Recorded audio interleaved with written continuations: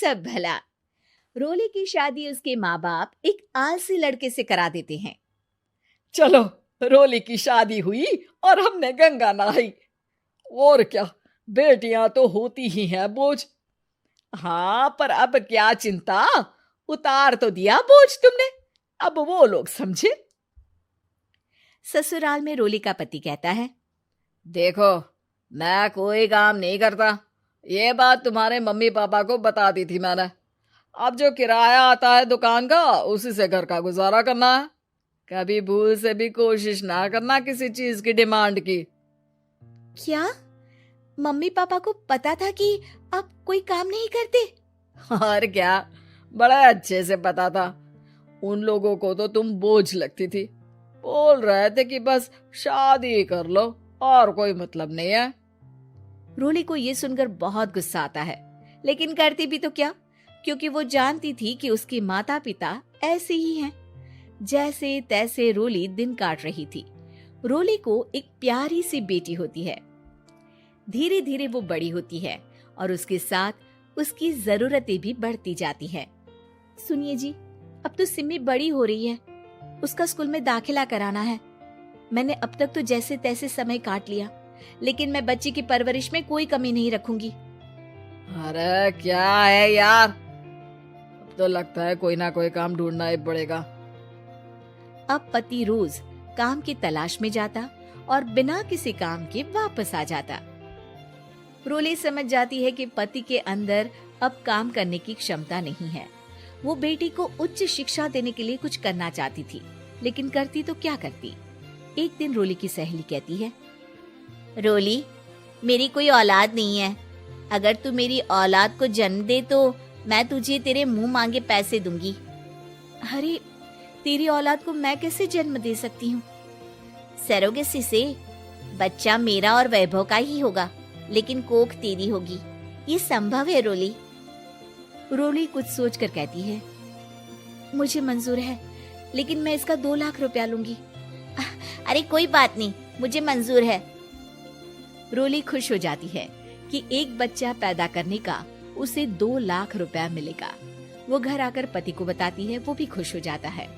अब क्या था, डॉक्टर के पास जाकर सहेली का बच्चा रोली की कोख में पलने लगता है। मुझे 20,000 चाहिए मेरे बेटी के एडमिशन के लिए। हाँ हाँ ठीक है, मैं उसके एडमिशन से लेकर सारे खर्चे उसके अकाउंट में डाल रही हूँ। रोली की बेटी का एडमिशन हो जाता है। रोली को लगता है कि वो अब सब कुछ ठीक कर देगी। दिन और महीने आगे बढ़ते हैं।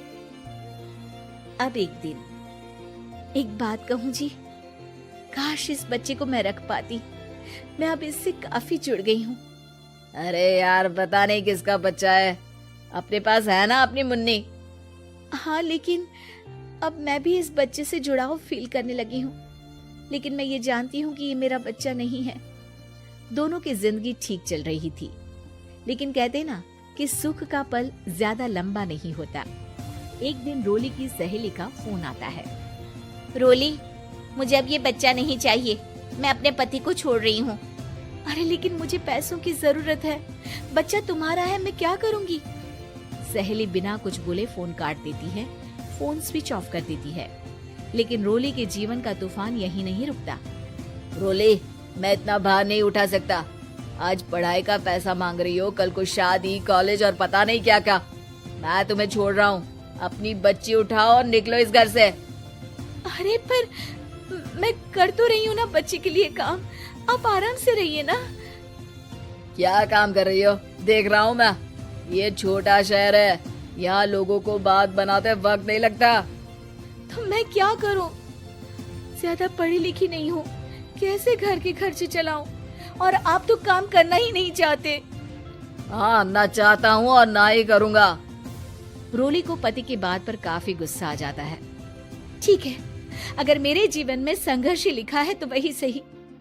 इस वक्त पति होने के नाते आपको मेरा साथ देना चाहिए था, लेकिन नहीं, आपने तो इस हाल में मुझे घर से बाहर निकालने की बात कह डाली। देखो, ये सारी फालतू की बातों के लिए वक्त नहीं है मेरे पास। रोली, जिसकी कोख में किसी और का बच्चा था और साथ छोटी सी बेटी, पति का घर छोड़कर रास्ते पर आ जाती है। रोली के पास मायके के सिवा दूसरा कोई रास्ता नहीं होता। अरे रोली कैसी है? कितने दिनों के लिए आई है? हमेशा के लिए माँ। वो माँ को सारी बात बता देती है। ओए लड़की, इतनी हिम्मत का काम कर लिया। अरे ना ना, यहाँ कोई जगह नहीं है। तुम तो अपना बोरिया बिस्तर उठाओ और निकलो यहाँ से। रोली के पास अब मायके का रास्ता भी नहीं बचता। वो चुपचाप बच्ची को लेकर जा रही थी कि उसे दर्द होता है और वो डॉक्टर के पास चली जाती है और फिर वहां वो एक प्यारे से बेटे को जन्म देती है। कितना प्यारा है, कितने अभागे हैं इसके माँ बाप जो इसके पैदा होने पर भी नहीं है। तभी वहां डॉक्टर आ जाती है। रोली, बच्चे के पिता तुमसे मिलना चाहते हैं।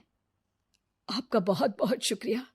मैं इस बच्चे को पालूंगा, भले ही इसकी माँ ने इसे छोड़ दिया हो, पर मैं अपनी जिम्मेदारी निभाऊंगा। तो क्या आप मुझे इसके पैदा करने के लिए जिन पैसों की बात हुई थी वो भी देंगे? हाँ, और साथ ही आप चाहें तो मेरे घर में रहकर मेरे बच्चे की देखभाल भी कर सकती हैं। मैं उसके लिए आपको सैलरी दे दिया करूंगा। रोली को लगता है कि जैसे भगवान ने उसके लिए सुकून का रास्ता खोल दिया। वो अब मुकेश के साथ उसके घर चली जाती है, जहां रहकर वो उस बच्चे की देखरेख करती है। अब मुकेश के घर को रोली अच्छे से संभाल लेती है। उसके लिए खाना बनाने से लेकर बच्चों की देखभाल और घर की देखरेख। धीरे धीरे मुकेश को रोली से प्यार हो जाता है। रोली, तुम्हारी बेटी और मेरा बेटा बिल्कुल भाई बहन की तरह साथ रहते हैं। हाँ, आखिर है तो एक ही कोख के बच्चे, अटैचमेंट तो होगा ही ना। रोली, तुमने घर और मुझे दोनों को संभाल लिया। ये तो मेरा काम है। आपने भी तो मुझे छत दी जिससे मैं अपनी बेटी की पढ़ाई और भविष्य के लिए पैसे जोड़ सकूं। अब रोली, क्या तुम मुझसे शादी करोगी? अब मैं जानता हूं तुम्हारी भी शादी कुछ खास अच्छी नहीं रही।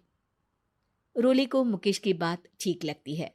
वो उसे हाँ बोलने की सोच ही रही होती है कि उसके पहले पति का फोन आ जाता है। रोली, मैं बहुत परेशान हूं। मेरा एक्सीडेंट हो गया है। मैं चाहता हूं तुम वापस आ जाओ। रोली को पुराने पति की चिंता होने लगती है। वो सोचती है कि वो क्या कर रही थी। हाँ ठीक है, मैं आ रही हूँ। हाँ रोली, आ जाओ, लेकिन बच्ची को कहीं हॉस्टल में छोड़कर आना, क्योंकि मैं नहीं चाहता कि हम लोगों के बीच फिर से वो सारी बातें हो। रोली को समझ आ जाता है कि पति आज भी सुधरा नहीं है। वो पति के पास जाने से इनकार कर मुकेश को हाँ कर देती है।